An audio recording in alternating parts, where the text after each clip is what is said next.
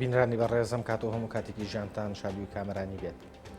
هاتنە سەرخەتی هێزە گەورەکان لە کێشەی داعشدا و لە هێرشی داعش بۆ سەر هەرێمی کوردستان مانای پشتگیریکردنی کوردە لەلایەن کۆمەڵگەی نێودەوڵەتیەوە. ئەم پشتگیریە نێودەوڵەتیە بۆ کورد تا چەند جێی گرنگیە لە کاتێکدا کورد دوژمنێکی ناوخۆیی وەکو داعشی هەیە و کێشەیەکی سیاسی قوڵی لەگەڵ سیستمی تازای عێراقدا هەیە و دراوسەیەکی بێدەنگی وەکو تورکیاشی هەیە. ئایا کورد تا چەند دەتوانێت سوود لەم پشتگیریە نێودەوڵەتیە وەربگرێت؟ هاتنە سەرخەتی ئەمریکا و هێزە گەورەکانی دنیا لە کۆبانێ مانای گۆڕانی عەقڵیەت و بیرکردنەوە و استراتیژی هێزە گەورەکانە لە بەرامبەر نەتەوەیەکی وەک کورد لە ڕۆژهەڵاتی ناوەڕاستدا کە تا ڕادەیەک سەلماندی تاکەنەتەوەیە دەتوانێت ڕوبەڕووی هێزێکی وەکو داعش ببێتەوە؟ ئایا پشتگیریکردنی کورد بە چەک و پشتگیریکردنی کورد بە سیاست و پاراستنی ناوچە کوردیەکان و بۆردومانکردنی داعش لەلایەن فڕۆکە جەنگیەکانی هاوپەیمانانەوە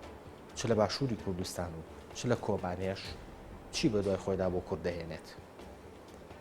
ئەم تەوەرانە و هەروەها پەیوەندیەکانی هەرێمی کوردستان و تورکیا و هەڵوێستی تورکیا لە ڕوبەڕووبوونەوەی داعشدا دەکەنە تەوەری ئەم کاتژمێرەی ڕووماڵەکەمان و با سوپاسەوە فەریدە سەسەر ئەندامی سەرکردایەتی یەکێتی نیشتمانی کوردستان وەڵامی پرسیارەکانمان دەداتەوە. کاک فەرید بەخێر بیت بۆ ستۆدیۆی هەفتی. زۆر سپاس بۆ تۆ. پشتگیریکردنی کورد لەلایەن هێزە نێودەوڵەتیەکانی دنیاوە مانای گۆڕانە لە عەقڵیەت و بیرکردن و استراتیژی ئەو دەوڵەتانەدا یان ئەمە پێکانی ئامانجێکە کە خوان لە ئەساسا بڕێرێندا بوو بیپێکن؟ مانای گۆڕانە، بەڵام گۆڕانە لە استراتیژی جیهانی بەرامبەر بە شەڕی دژی تیرۆر. استراتیژی پێشوو لای ڕۆژئاوا بە جۆرێک بوو، ئێستا بە جۆرێشترە. لە ساڵی 2011 کە ئەمریکیەکان عێراقیان بەجێهێشت، زۆر لایەن هەبوو لە ئەمریکا پێی وابوو ئەمریکا نابێ عێراق بەجێ بێڵێت و ئەبێت لانی کەم بنکەیەک یاخود هەندێک هێز لە عێراق بەجێ بێڵێت، چونکە ئەگەری سەرهەڵدانەوەی قاعیدە لە ناوخۆی عێراقا هەیە. ساڵی لە کۆتایی 2009 سوپای عێراق کە ئەمریکیەکان ڕاهێنانیان پێکرد بوو، مەشقیان پێکرد بوو، سەر لە نوێ دروستیان کردبووە، سوپایەکی بەهێزی لە دروست بوو. توانی لە کۆتایی 2009 سەرکەوتن بەسەر قاعیدە بێنە، بەڵام بە هاوکاری سەحوەکان کە پێکهێنرابوون لە 2007 تا 2009 و بە هاوکاری ئەمریکیەکان. ئەمریکیەکان 2011 کە عێراقیان بەجێ هێشت پێیان وابوو عێراقێکی ئارام بۆ عێراقیەکان بەجێ دێڵن و عێراقی کە قاعیدە تێدا لاواز بووە و جارێش کە سەر هەڵناداتەوە. ڕاستە لەو ماوەی قاعیدە توانی بووی هەرچەند زۆر تەقینەوە بکات، بەڵام نەبوو بە مامەیەی هەڕەشە. 2 ساڵ لەمەوبەر ئەمریکیەکان بیریان لەوە کردەوە کە ڕاگەاندنی سەرکەوتن لە جەنجی دژی تورۆرە ڕابگەێنن. ینی ئەمە کۆتایی هاتوو کە ئەوان سەرکەوتنیان بەدەستێناوە. بەڵام سەرهەڵدانی داعش ڕاستیەکی تاڵی بۆ ئەمریکیەکان و بۆ جیهانیش ساغ کردەوە. ئەوش ئەوەیە کە تیرۆر ڕەنگە لاواز بکرێت، بەڵام ڕەنگە لە ناو نەچێت و بتوانێت ماوەیەک مات بێت و پاشان سەر هەڵباتەوە. ئەمە پێویستی ببوورە، ئەمە پێویستی بە استراتیژیەکی جیهانی تازەیە و بەهۆی ئەوەوە کە ئەمریکا ناوچەکەی بەجێهێشت بوو، ناوچەکەی بۆ دانیشتوانی ناوچەکە بەجێهێشت بوو، ئێستا بۆیان دەرکەوتووە کە ئەم ناوچەیە بەبێ ڕێنمایی ڕۆژئاوا و بەبێ ڕێنمایی زلهێزەکان ناتوانێت خۆی بەڕێوەبەرێت و تووشی کێشە ئەبێت. ئەمە هۆی ئەوەیە کە ئەمریکا ئێستا جارێش کە باەخ بە ناوچەکە ئەدات لەبەر بەرژەوەندیەکانی خۆی و لەبەر هەستکردن بەو هەڵەی کە ساڵی 2011 ئەنجامیدا بوو. زۆر باشە. زانیاریەک هەیە کە هەندێک بەڵگەنامە ئاشکرا بوون کە بەڵگەنامەی هەواڵگرین قسە لەسەرەوەکەن کە قاعیدە لە عێراقا لە ساڵی 2010 پلانی بۆ قۆناغی دوای پاشەخشەی هێزەکانی ئەمریکا داناوە لە عێراقا کە چی بکات و ئەو ترێت کە ئەم پلانە تەواوی ئەو پلانەیە کە داعش جێبەجێ کردووە. بەڵە خۆی پلانێکی وا هەبوو، بەڵام قاعدە نەیتوانی جێبەجێ بکات. ئەوەی کە توانی ئەوانە بوون کە ڕخنەیان لە شێوەی کارکردنی قاعدە هەبوو، ئەوانە بوون کە لە یاخی بوون لە قاعدە، ئەوانە بوون کە باوەڕیان بە سەرکردایەتی ئەیمەنی زەواهری نەبوو و پێیان وابوو ئەوان خۆیان ئەتوانن ئەرکەکانی خۆیان جێبەجێ بکەن و دیژایەتی ئەمریکا بکەن و ئەرکە تیرۆریستەکانی خۆیان لە عێراق و لە وڵاتەکانی ترە جێبەجێ. باش ئەو گروپە هەمان ئەو گروپە نییە کە داعشی لێ پێکات؟ بنەماکەی ئەگەڕێتەوە سەر قاعدە بەڵام ئەمە ڕێکخراوێکە لە قاعدە دروست بووە و لە قاعدە شیاخی بووە بەڵام پەیوەندیەکانی لەگەڵ قاعدە ماوە بەڵام ئێستا بە دڵنیاییەوە چکە ئەو خلافەتی ڕاگەاندووە خۆی لە قاعدە بە گەورەتردا ئەنێت و لە جیهانیشە بۆ جۆرە سەیرەکرێت کە تیرۆری قاعدە لە چاو تیرۆری داعش و لە چاو توانای داعش شتێکی ئەوتۆ نییە. بەڵێ باشە کاک فەرید لە استراتیجە تازایی هێزە گەورەکانی ڕۆژئاوایە بۆ بۆستانەوە بەرامبەر بە تیرۆر کورد چ شوێنێکە گرێ تەنها و شوێنەگرێکە لەسەر ئەرزی واقع شەڕ بکات و هێزە هاوپەیمانەکانیش بردومانی ئاسمانی بۆ بکەن. لەم استراتیجەیە هەموو گروپێک کە بەشداری لە شەڕ ئەکات یا بەشدار ئەبێت لە پێکهێنانی ئەو استراتیجە خۆی ئەبێت بەشێک بێت لە جێبەجێکەری استراتیجەکە. ینی ئەمریکا خۆی استراتیجەکە دانێت خۆی جێبەجێ ئەکات بە دڵنیایەوە ئەو بەش شێری بەرەکەوێت لە جێبەجێکردنیە بەڵام مادام ئەو استراتیجەکەی داناوە مادام ئەو زل هێزەکەیە ڕۆڵیش بۆ لایەنەکان بەپێی توانایان خۆی دەستنیشانی ئەکات و بەهۆی ئەمەشەوە هەموو لایەنەکان کە بەشدارن لەو استراتیجەکە ئێستا دانراوە دژی داعش ڕۆڵێکی دیاریکراویان پێ ئەسپێدرێ و لە چوارچێوەی ئەم ڕۆڵەدا ئەوان ئەتوان ئەرکەکانی خۆیان جێبەجێ بکەن. بەڵێ ئەرکی کورد لەم استراتیجیا چییە؟ ئەرچی کورد پاراستنی هەرێمی کوردستانە بەشداریکردنە لە ڕاگررتنی پێشڕەوی داعش لە وەرگرتنەوەی ئەو ناچانەی کە داعش داگیری کردووە و بەشداریکردن لە قۆناغی داهاتووە ئەگەر دەرفەتی پێدرا یاخود ئەگە بە گونجاو زاندرا لە ئۆپەراسیونێکی گشتگیر بە هاوکاری سوپای عێراق و هێزی پێشمەرگە و هێزی ئاسمانی ئەمریکا و هاوپەیمانی نێودەوڵەتی و ئەو میلیشایی کە ئێستا پێک هاتووە میلیشا سونەکان بۆ گرتنەوەی هەموو ناوچانەی کە ئێستا لەژێر دەسەڵاتی داعشدایە. بەڵێ باشە کاک فەرید ینی ئەمری واقع وای کرد کە کورد بکەوێتە ناو استراتیجی ئەمریکاوە بۆ چوونێک هەبوو کە هەرێمی کوردستان تێوە گلێنرا لە شەڕی داعش هەرێمی کوردستان تێوە گلێنرا یان ئەمە شەڕێک بوو لابوت ئەبوو بکرێ خۆی یان مەسەڵەکە تێوەگلاندن نییە ئێمە هەرێمێکمان دروست کردووە لەو هەرێمێت توانیمانە ئاسایش و ئارامی بۆ ماوەی زیاد لە 10 ساڵ دابین بکەین بەڵام کاتێک کە هێزێکی دەرەچی لە دەرەوەی هەرێم هێڕش ئەکاتە سەر هەرێم بە دڵنیاییەوە هەرێمیش ئەبێ بەرپەرسی باتەوە بەرگری لە خۆی بکات ئەمە تێوەگلاندنی ئەمە خۆپاراستنە بەڵام ئێمە توانامان بەرامبەر بە داعش بە تایبەتی لە سەرەتای سەرهەڵدانی قەیرانەکەیە توانایکی زۆر بەهێز نەبوو استراتیجێکی دیاریکراویشمان نەبوو خۆ ئامادەکردنێکی باشیشمان نەبوو و بە هەوەی ئەمەشەوە ئێمە لەم قەیرانەدا کۆمەڵێک ڕاستیمان بۆ دەرکەوت کە ڕەنگە لەمەوبار بەو جۆرە سیرمان نەکردا یاخود بەو جۆرە بەڕوونی لە پێشچاومان نەبووە بۆ منەوە ئێستا بۆمان دەرکەوتووە کە ئێمە ڕاستە هێزێکمان هەیە بەڵام ئەو هێزە بەبێ یارمەتی دەرەچی ناتوانێت ئەرکەکانی خۆی جێبەجێ بکات و ئەمە ناچارمان ئاکات هەمیشە لەگەڵ سوپای عێراق لەگەڵ هێزی ئەمریکی یاخود لەگەڵ هێزی تر کە هاو ئامانجن لە استراتیجیانە لەگەڵ ئێمەیە هاوکاری بکەین بۆ ئەوەی هەردوو لامان ئامانجە هاوبەشەکە بەدیبێنین. باشە کورد بەچوونی بۆ ناو ئەستراتیجەی بەرەنگاربوونەوەی تیرۆر چی دەسەکەوێ یان ئایا پێشوەخت قسە لەسەرەوە کردووە کە دەرەنجامی ئەم بەشداری چی ئەبێ پاداشتی هێزە ڕۆژاوایەکان بۆ کورچیە بێت لەم ناوچەیە خۆی ئەگەر تۆ مەبەستت ئەوە بێت کە ئەمە سوودێکی زۆر گەورەی هەبێت بۆ مەسەلەی کورد ئەمە شتێکترە ئەوان ئێستا کە پێشگیری کورد ئەکەن لە چوارچێوەی استراتیجی دژایەتیکردنی داعش و تێکشکاندنی داعشدایە ئەم ئەو هاوپەیمانی ئامانجەکەی تێکشکاندنی داعشە و پاشان دروستکردنی عێراقێکی ئارامە کە لایەنەکان هەمویان پێکەوە بەبێ کێشە بتوانن ئەو وڵاتە بەڕێوە بەرن ئەمە استراتیجی ئەم شەڕەیەکە ئێستا ئەم شەڕە کۆتایی پێهات و داعش تێک شکێنرا کوردی ژۆکی ئێستا بۆ خۆی ئەمێنێتەوە لە عێراقا بەژاری لە حکومەت پێم وایە مەسەلەکە لەوە گەورەترە کە تەنها بیر لە مەسەلەی کورد دەکەیتەوە ئێستا لە ناوەندا استراتیجیەکانی ئەمریکا بیر لە ئێستاوە بیر لەوە ئەکەنەوە کە پاش کۆتایی هاتنی شەڕی داعش پاش تێکشکاندنی داعش استراتیجێک بۆ ناوچەکە پێک بهێنرێت ئەمان هەمویان پێیان وایە کە ئەو نەخشەی سیاسی ڕۆژهەڵاتی ناوەڕاست بنەماکەی ئەگەڕێتەوە بۆ سایکس بیکۆ توانی بۆ ماوەی 100 ساڵێک بمێنێتەوە ئێستا کاتی ئەوە هاتۆ سایکس بیکۆ لە ناو بچێت شتێکی جێ بگرێتەوە ئەم شتەی تر تا ئێستا بە تەواوەتی گەڵاڵە نەبووە بەڵام بە دڵنیاییەوە استراتیجێک لانی کەم بۆ ماوەی 50 ساڵ بۆ ناوچەی ڕۆژهەڵاتی ناوەڕاست دائەنرێت بۆ ئەوەی ناوچەی ڕۆژهەڵاتی ناوەڕاست نەبێت بە مایەی دروستبوونی کێشەی وەکو داعش و نەبێتە مایە ئەوەی کە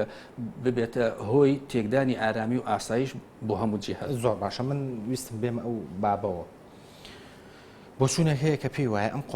قۆناغی هەڵوەشاندنەوەی ڕۆژهەڵاتی ناوەڕاست و قۆناغی کۆتایی هاتنی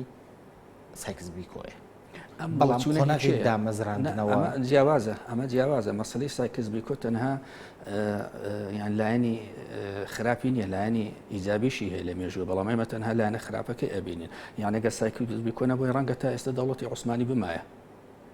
چونکە سایکس بیکۆ لە بنەمادا لەسەر بنەمای دابەشکردن و پارچەکردنی دەوڵەتی عوسمانی دامەزرا بوو لەسەر بنەمای دروستکردنی سنووری تازە و دەوڵەتی تازە دامەزرا بوو بەڵام هەندێک گەل هەبوو سوودمەند نەبوو لە سایکس بیکۆ یەکێ لەوانە کورد بوو و یەکێ لەوانە فەڵەستینیەکان بوون بۆ نمونە بەڵام ئەمانە ئەگەر لە کاتی خۆیدا هەرچەندەمە پەیوەندی بە سایکس بیکۆوە نییە پەیوەندی بە هەلومەردی پاش سایکس بیکۆوە هەیە ئەگەر بۆ نمونە لە ساڵی 1925 کە راپۆرتی کۆمەڵی گەلان دەرچوو راپۆرتەکە باس لەوە ئەکات کە پێویستە عێراق ئۆتۆنۆمی بدا بە کورد بەڵام ئەمە بەریتانیەکان خۆیان و عێراقیەکان خۆیان ئەم بەندەیان جێبەجێ نەکرد ئەمە بەرامبەر بەوە بوو کە ویلایەتی مووسڵ بدرێت بە عێراق و مەرزیشیان دانابوو یەکێ لە مەرزەکان ئەوە بوو کە ئۆتۆنۆمی بدرێت بە کورد بەڵام ئەمە جێبەجێ نەکرا مەسەلەی فەڵەستینیشی هاتە سەر لەبەرە دوو مەسەلەی گەورە لە ناوچەکەی هاتە ئاراوە و پاشان کێشەی تریش لە ناوچەی ڕۆژهەڵاتی ناوەڕاستە دروست بوو کارێک وای کرد ئەم ناوچە ببێتە ناوچەیەکی گۆڕگرتووی پڕجێسەڵ و پڕ چێشمە چێش. کاک فەرید من پرسیارەکەم بۆ ئاراستەیە بووکە ئەگەر بە گریمان ئێمە دایبینێن ئەم قۆناغی هەڵوەشاندنەوەی ڕۆژهەڵاتی ناوەڕاستە و تێکشکاندنی ئەو سنوورانەیە بەرگری هێزی پێشمەرگەی کوردستان لە باشووری کوردستانە و بەرگری یەکینەکانی پاراستنی گەل لە کۆبانەیە و کەوتنی کورد بۆ ناو استراتیژی دژوەستانەوەی تیرۆر هیچ یەکە لەمانە زەمانەتن بۆی کە کورد لەو نەخشە تازەیە ئەتوانێت جوغرافیایەکی تازە بۆ خۆی دروست بکات. نەخێر من خۆم تا ئێستا لەوە بەگومانم هۆکەشی ئێستا بۆ باسەکەم چۆنە یعنی ئەگەر دەوڵەتێکە بێت بۆن و دەوڵەتی ئەفغانستان هەیە لایەنەکان بتوانن یان بیانەوێت پێشگیری بکەن هێزی بۆ بنێرن چەچی بدەنێ مەشق بە سەرباز و سوپاکەی بکەن هەوڵدان هەموو کێشەکانی چارەسەر بکەن ئەمە بەڵگەی یەک شتە ئەویش بەڵگەی ئەوەی کە ئەفغانستان دەوڵەتێکی لاوازە گەلەکەی ناتوانێت حکمی خۆی بکات حکوومەتێکی لاوازی هەیە ناتوانێت کۆنتترۆڵی وڵات بکات ناتوانێت پەیوەندی دۆستانە لەگەڵ دراوسەکانیە دروست بکات و ناتوانێت ئەرکەکانی خۆی وەکو حکوومەت جێبەجێ بکات ئەمە بەڵگەی ئەوەیە کە ئەفغانستان سەرڕای ئەوەی کە دەوڵەتە و سەرڕاوی کە حکوومەتی هەیە و پەرلەمانی هەیە و هەڵبژاردننی هەیە سەرڕای ئەوەی کە ئەندامی شەلانەتەوەی گرتووەکان بەڵام وڵاتێکە سیادەی لەژێر هەڕەشەدایە و ئەم وڵاتانی کە سیادیان لەژێر هەڕەشەدایە چووکە ئەو وڵاتی کە هێزی بیانی ئەچێتە ئەو ناوی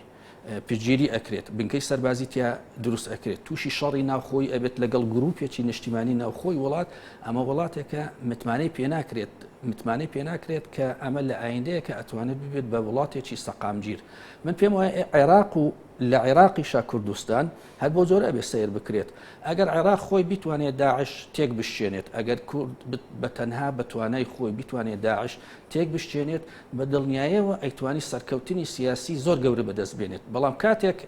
هەرێمی کوردستان و کاتێک عێراق پێویستیان بە پشتیوانی ئێرانە پێویستیان بە پشتیوانی تورکیای پێویستیان بە پشتیوانی ئەمریکای پێویستیان بە پشتیوانی ئەو هەموو وڵاتەیە کە لە چوارچێوەی هاوپەیمانی نێودەوڵەتی کۆبوونەتەوە مانەوەیە ئەوانە کەم و کوڕیەکیان هەیە لە شێوەی بەڕێوەبردننی دەوڵەت لە شێوەی پاراستنی سیادەی وڵاتەکەی خۆیانە و لە شێوەی دروستکردنی پەیوەندی تەندروست لە ناوخۆی وڵاتی خۆیانە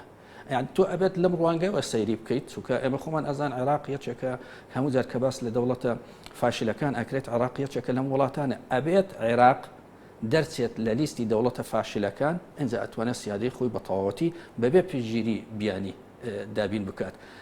کوردستان خۆشی بەشێکە لە عێراق یان ناتوانین بڵێن ئەوەی کە باس لە عێراق ئەکرێت کە دەوڵەتێکی فاشل ئەمە هەرێمی کوردستانیش ناگرێتەوە ئەبێت ئێمە بتوانین مەرجەکانی هێز لە ناوخۆی هەرێمی کوردستانە دابین بکەین ئەنج ئەتوانین بیر لە شتی گەورەتر بکەین. باشە ئەمەمان هێنێت بۆ سەرەتایی بەرنامەکە بەڵام نردنی ئەو هەموو چەکە لەلایەن ئەڵمانیا و لەلایەن فەڕەنسا و لەلایەن بەشێک لە وڵاتانی ئەوروپی و تەنانەت لەلایەن ئەمریکا و زۆری زلهێزەکانی دنیاوە بۆ هێزی پێشمەرگەی کوردستان و حسابکردنیژێکی جیاواز بۆ ئەم هێزە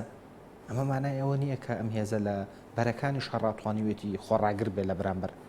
هێزێکی وکو داعشە و ئەمەش دواتر بێتە ڕێخۆشکردنێک بۆ دەستکەوتی سیاسی. ئەمە پێم وانە ینی مەسلەی تێکشکاندنی داعش مەسلەیەکی عسکەریە ئەمە بێ بخیتە لەو مەسلەی دەستکەوتی سیاسی شتێکترە. باشە دەستکەوتی سیاسی لەسەر بنەمای چی لەم قۆناغەیە ئەمە بەستم لەسەر بنەمای چی هەر لەسەر ئەو بنەمایە کە تۆ باسی کرد ئەگەر ئێمە لە بەرەکانی شەڕاتوانیمان بە تەنها بەسەر هێزێکی بەمە بەدەستێهێنین چکە پاش هەموو شەڕێک هێزە براوەکان چارەنووسی چارەنووسی سیاسی لایەنەکان دەستنیشانەکە. باشە کاک فەرید بەڵام سەرچاوەگرتنی هەموو ئەو کێشانێکی ئێستا لە عێراق هەیە و دروستبوونی داعش هەر لە سەرەتاشەوە وتراکە هاتنی داعش و ئەو پێشڕەویە خێرایی لەناو عێراقا ئەمە شەڕێکی مەذهبیە کە لە عێراق ڕۆیە داعش هێزێکی دینیە ئەمە هەڵەیە لەگەڵ کۆمەڵێک هێزی دینی تراشەڕەکە نەخێر من پێم وایە پەیدابوونی داعش ناتوان بیبینەوە سەر شەڕی مەذهبی بەڵام داعش توانی زۆر بە جوانی سوود لە ناکۆچی مەذهبی نێوان شیعە و سونە وەربگریان تو ئەگەر تۆ سەری ناوچەکان بکەیت کە داعش تێیدا چالاکی ئەکات و یاخود دەستی بەسەراگرێت و هەموو ناوچەی سونە نشینە هیچ ناوچەی کوردستان کەم ناوچەی کوردستان هەیە کە کورد بن و ئەو دەستی بەسەراگرت بێت یا کەم ناوچە هەیە شیعە بن و ئەو دەستی بەسەراگرت بێت بەڵام لەگەڵ ئەوەشە ئەگەر بیرت مابێت هەموو هەواڵەکان باسییان لەوە کرد پاشەوەی کە داعش داخلی مووسڵ بوو خەڵکی مووسڵ پێشوازیان لێ کرد هۆکەشی ئەوە نەبوو کە ئەوان ئەیانوێت ئەو جۆرە تەطبیقکردنەی شریعەت کە ئێستا داعش جێبەجێ ئەکات ئەمان پشگیری ئەم جۆرە تەطبیقکردنە ئەکەن بەڵام ئەمان دژی حکوومەتی مالێکی بوون و بەهۆی ئەمەوە پشگیری هەر هێزییانە کرد ئەم ناوچێت لە چنگ حکوومەتی مالێکی دەربێنێت ئێستا هەڵوێستی پێچەوانیان هەیە ئێستا هێزیان پێک هێناوە خێڵەکانیان بەشدارن لە دروستکردنی هێز دژی داعش هاتوونەتەوە ناو پرۆسی سیاسی پەیوەندیان لەگەڵ ئەمریکیەکانە هەیە چەندین کامپ هەیە بۆ دروستکردنی هێز بۆ سونەکان و بە دڵنیایەوە هێزە سونیەکانیش بەشداری ئەکەن لە ڕزگارکردنی ناوچەکانی خۆیان. باشە کاک فەرید بەڵام ئەمە ڕامانەکێشە بۆەوەی کە بە سیرکردنی واقعی بۆ نمونە سووریا لە ئێستادا سوپای ئازاد لە سووریا بەهێزترین هێزەکانی ناو سوپای ئازاد بزوتن و ئیسلامیەکانن ئەوانن کە باگراوندێکی ئیسلامیان هەیە پێدوانی ڕۆژاواش لەوە ئەڕوانێت کە ڕەنگە هێزێکی سکۆلاری وەکو کوردی دەست نەکەوێت لە ناوچەکەیە کە بتوانێت پشتی پێ بەستێ و پەرچەکی بکات و دەسەڵاتی باتێ و سووری بۆ دیاری بکات ئەمە وا لە کورد ناکات کە کورد پێگەیەکی باشتری هەبێت لە ڕوسیا باشتر لە سووریا یا لە ناو سووریاش و لە هەرێمی کوردستان خۆی سوپای ئازاد گروپێکی سیاسی نییە گروپێکە سەر بە لایەنە سیاسیەکانە یان سەر بە ئەنجومەنی نیشتیمانی سووریای گروپێکی یانوەکو بڵێ باڵی سوپایی ئەنجومەنی نیشتیمانی سووریایە ئەم گروپە پەیوەندی بە بەرەی نووسڕە و پەیوەندی بە داعشەوە نییە پێکاتەی عسکەری تایبەتی خۆی هەیە و چەکی تایبەتی خۆی هەیە و بەشێکی زۆریشیان ئەوانە هەر ڕۆتوی عسکەری خۆیان هەیە و ئەوانە هەر لەسەر بنەمای ئەوانە دامەزران کە زۆربیان سونەن و زۆربیان لە ڕژێمی بەشار ئەسەد هەڵگەڕاونەتەوە و پەیوەندیان بە ئۆپۆزیسیۆنەوە کردو و لەناو ئۆپۆزیسیۆنە ئەم سوپایان پێکەینەوە بەڵام سوپاکە خۆی لە خۆیدا وتوێژی لەگەڵ ناکرێت چکە ئەمە سوپایە تۆ لەگەڵ لایەنە سیاسەکان وەکو چۆن کەس وتوێژ لەگەڵ هێزی پێشمەرگە ناکات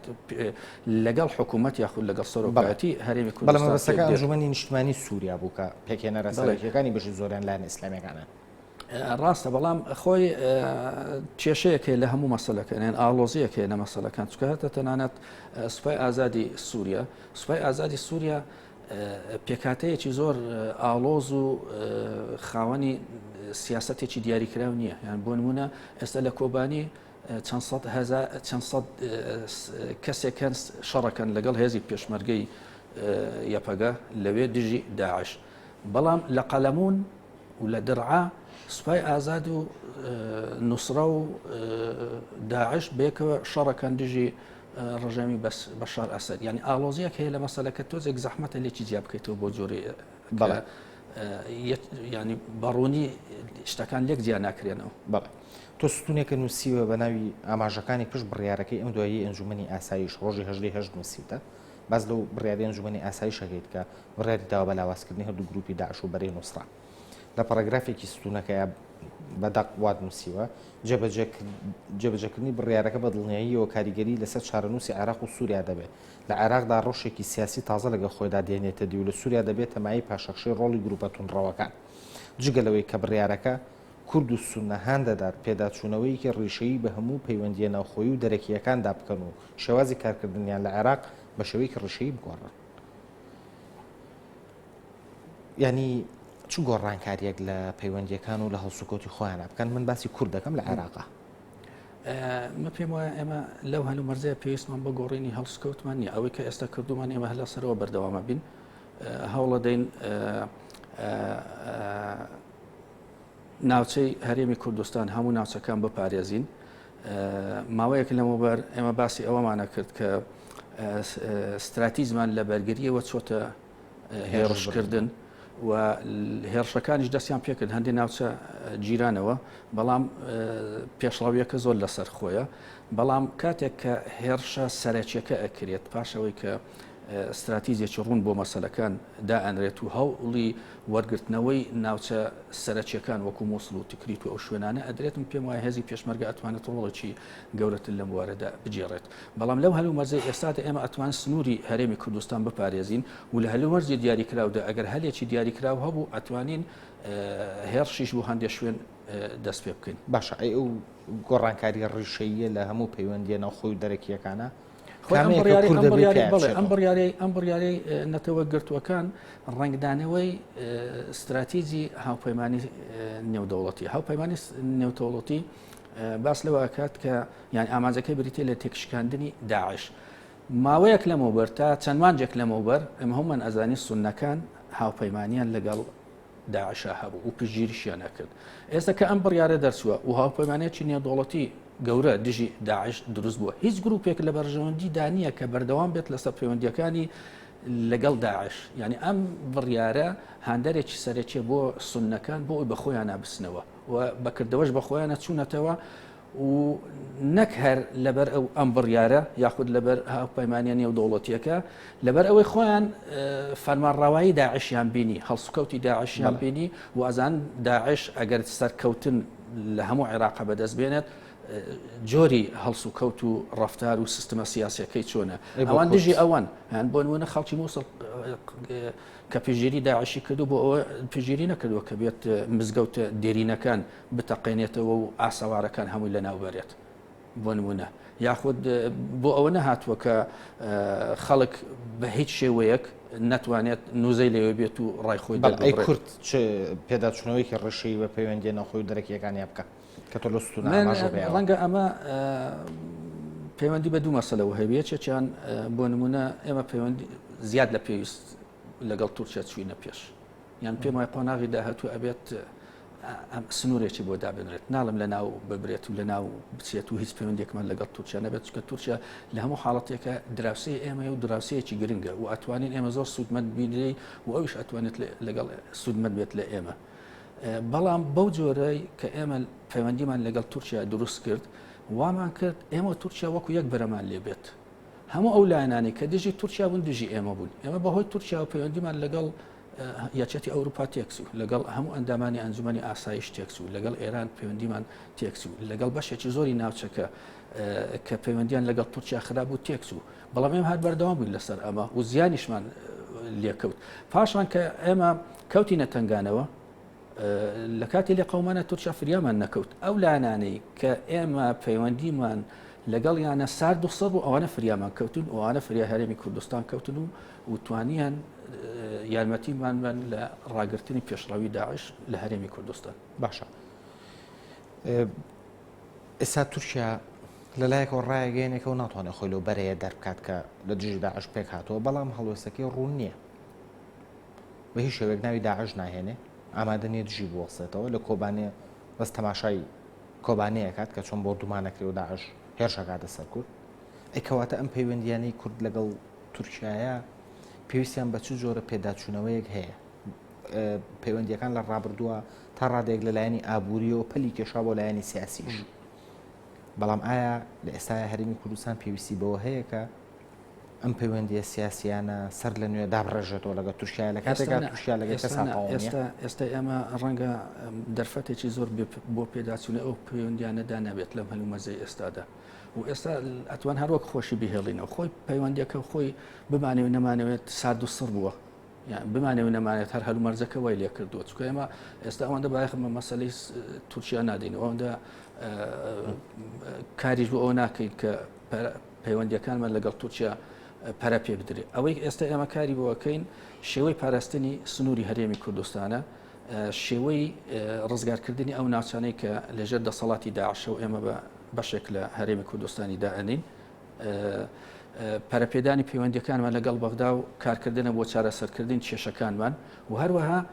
دروستکردنی هەماهەنگیەکی زۆرترە لە چوارچەوەی ئەو استراتیژیەی کە هەڵپەیمانی نێودەوڵەتی دایناوە ئەمە کارکردنی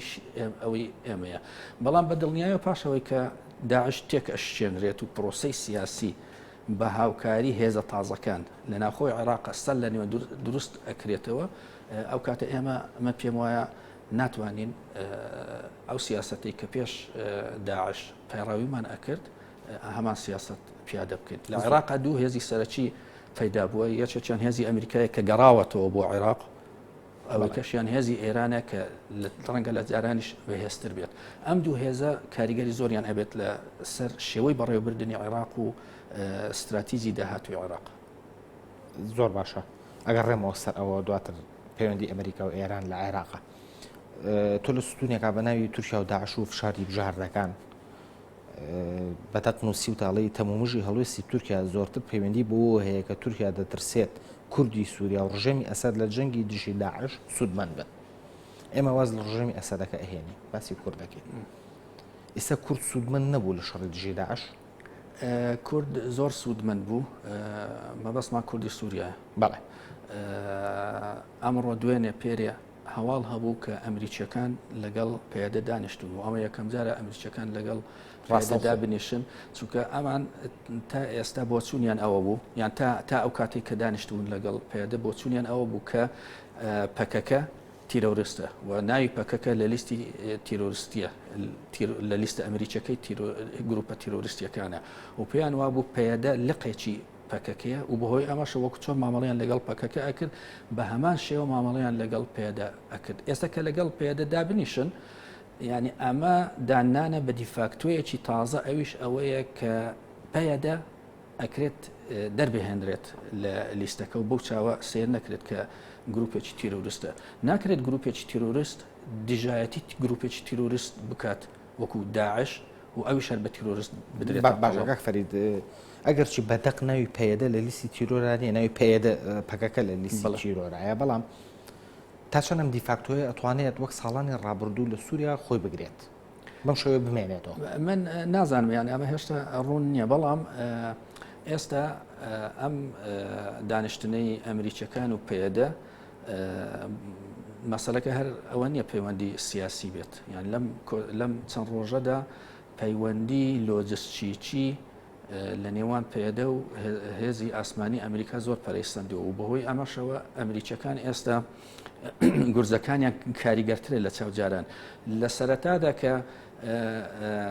گورزە ئەمریکیەکان دەستیان پێکرد زۆرتر لە ژێر فشاری هەرێمی کوردستان بوو لە ژێر فشاری ئێمە بوو کە لەگەڵ ئەمریکیەکان قسەمانە کرد و هانمان ئەدان و ئەوانیش هەرخۆشیان گەشتبوون ئەو قەنەعاتی کە پێویستە فریای کوبانی بکەون بەڵام لەم هەلومەرجەی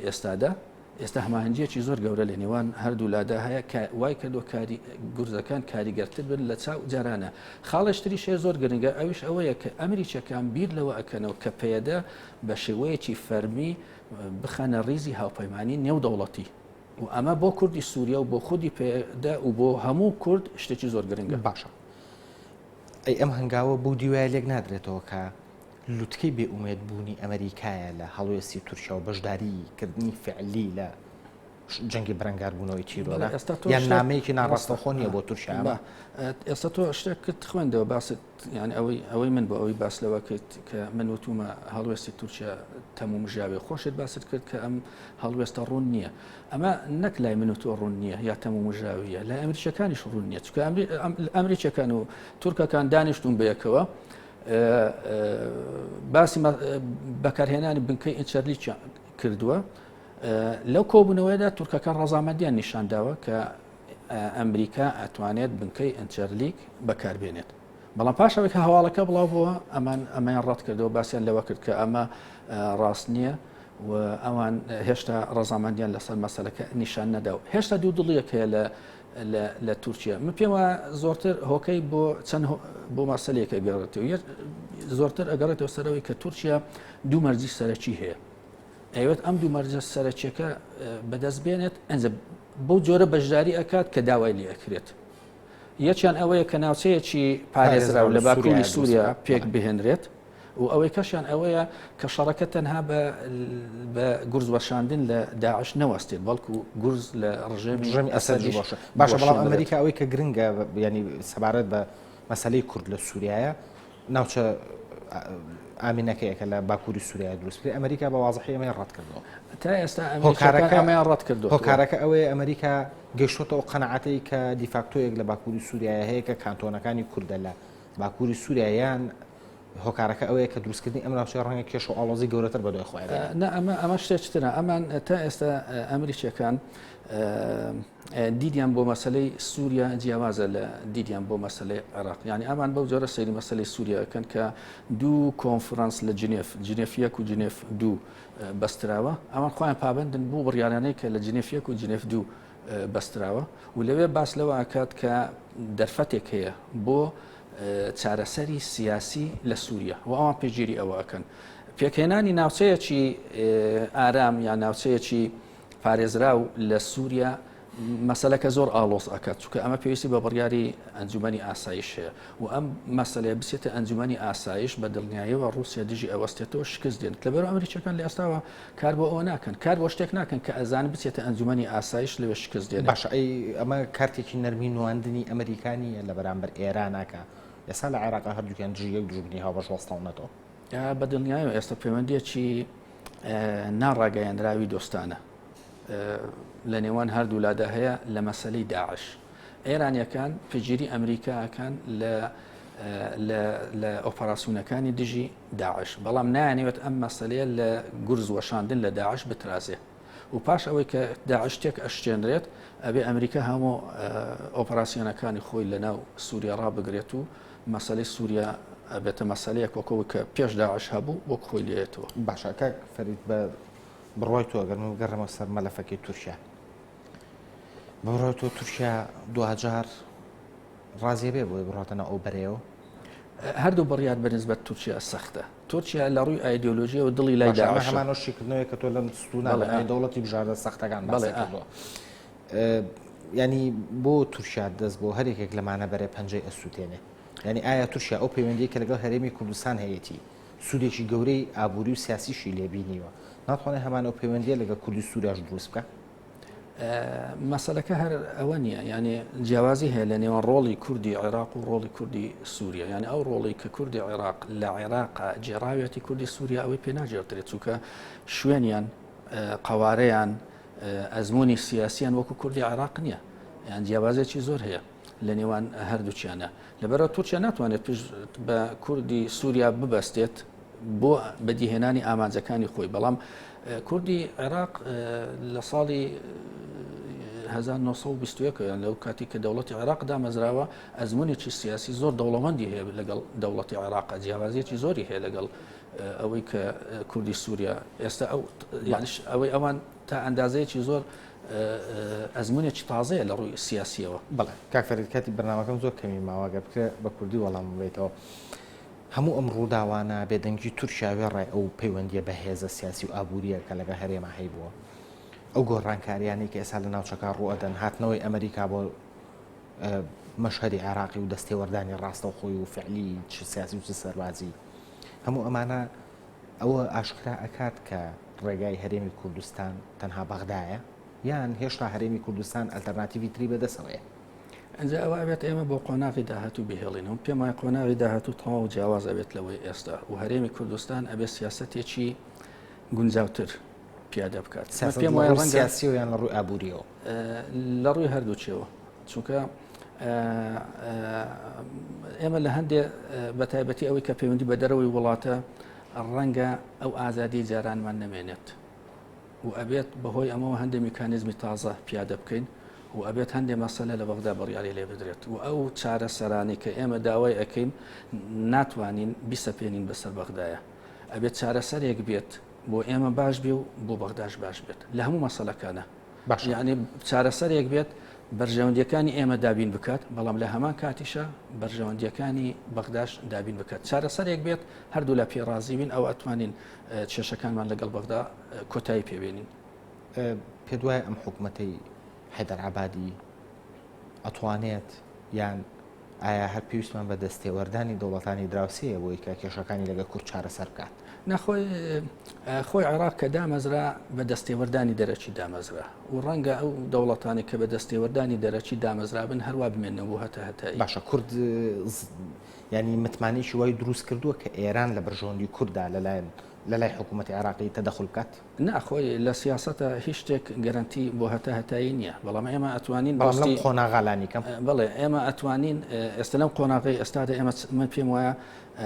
هیچ کاتێک بەقەت ئێستا ئاستی پەیوەندیمان لەگەڵ ئێران باش نەبووە هیچ کاتێک بەقەت ئێستا ئاستی پەیوەندیمان لەگەڵ ئەمریکا لەگەڵ فەڕەنسا لەگەڵ بەریتانیا باش نەبووە ئەمە ئێمە ئەتوانین هەموو ئیستثمار بکەین لە ڕوتی پەیوەندیەکانمانە لەگەڵ بەغدا و ئەوانە هەمووی دۆستی ئێمن بەڵام لە هەمان کاتدا ئەوانە وەکو چۆن دۆستی ئێمن دۆستی بەغداشن لەبەرەوە من پێم وانە پێشگیری ئێمە بکەن دژی بەغدا یاخود ببوورە یاخود پێشگیری بەغدا بکەن دژی ئێمە ئەگەر ئەوانە یارمەتیشمان بن یارمەتیمان ئەدەین کە بگەین بە ڕێککەوتنێک کە هەردوو لامان پێی ڕازی ئەوەی کە لەسەر عەرزە ڕوئەدا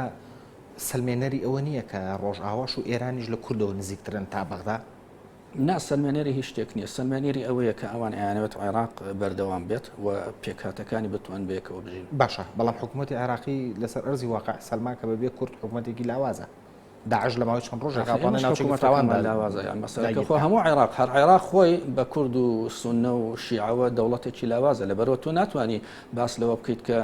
تەنها حکوومەتی عەبادی یاخود حکوومەتی عێراق حکوومەتێکی لاوازە مادام عێراق و مادام سونە و مادام کورد پێویستی بە پشتیوانی نێو دەوڵەتی هەیە بۆ ئەوی بتوانێت بەردەوام بێت لەسەر استراتیجی خۆی ئەمە مانەوەیە هەمووی لاوازە. باشە ئەم حکوومەتەی ئێستا حیدەر عەبادی تا ڕادەیەک بە نەخشەکێشانی ئەمریکا و بە فشاری ئەمریکا دروست بوو بەم شێوەیە پێکهات بەڵام تا ئێستا ئەم پەیوەندی ئەمریکا و غۆرئاوا لەگەڵ حکوومەتی حیدەر عەبادیان نەیتوانی هیچ یەکێک لە کێشەکانی لەگە هەرێم چارەسەر بکات. حیدەر عەبادی ڕاستەردانی تارانەکات پێ دوایە لایەنی ئێرانی ئەتوانێت ئەندازیاری چارەسەری کێشەکانی نێوان هەرێ بوو بەغدا بێت لانی کەم چەند بڕگەیە من پێم وایە ئێستا هێشتا ماوێتی کێشەکان لەگەڵ بەغدا چارەسەر بکەن بەڵام بە دڵنیایی و قۆناغی داهاتوو ڕەنگە ماوەیەش کە دەست پێ بکات و ئەمە زۆرتر ئەوەستێتە سەر چالاکی نوێنەرانی ئێمە ئێستا لە بەغدا پۆستی گرنگمان هەیە سەر کۆمەر لە ئێمە جێگری سەرک وەزیران چەند وەزیرێکی وەزارەتێکی گرنگمان بەدەستەوە هەیە و جگە لەوەی کە ئێمە ئەتوانی کاریگەریشمان هەبێت لەناو ئەنجومەنی نوێنەرانی عێراق ئەبێ هەمووی ئەمە بخرێتە گەڵ بە سوودوەرگرتن لە دۆستایەتیمان لەگەڵ ئێران و لەگەڵ ئەمریکاش بۆی بتوانین ئەو ئامانجانێک کە خۆمان ئەوانەوێت ئەوانە بێنەدی. زۆر سپاسەکەم فەریدە سەر ئەندامی سەرکردایەتی کێتنیشمانی کوردستان سپاس بۆ ئامادەبوونت. خۆشەویستان سپاس بۆ ئێوەی خۆشەویستیش کە لەمە ڕابردوودا بینەرمان بوون تا بێگەشتنەوەمان هەم لایتان لە خۆشیێمن.